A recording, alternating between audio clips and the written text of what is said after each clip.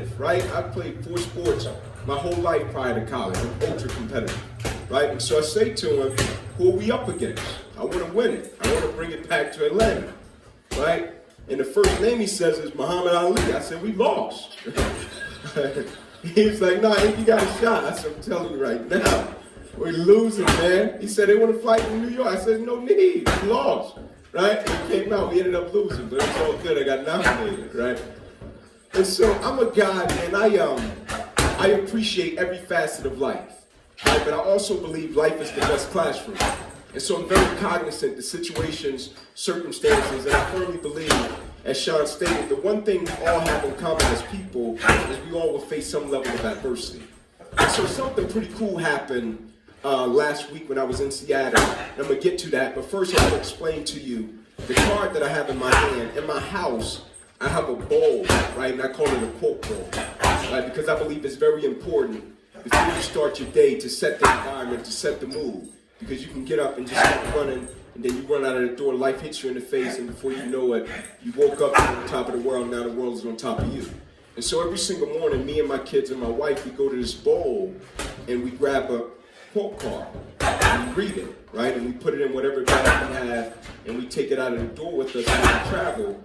I keep them with me as well. And today the quote says, do the best you can until you know better. Then when you know better, do better, by Maya Angelou. Right, that's my gift to you, Sean. Can't ever say I didn't give you nothing, man. Right?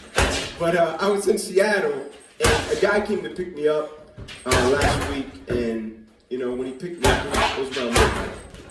And so we probably said 4 words to each other. It was late, and when we got to the hotel, I met him, and he said to me, "I'll be the guy that will pick you up in the morning and take you to your event." I talked about the time. I said, "Cool, I'll see you in the morning."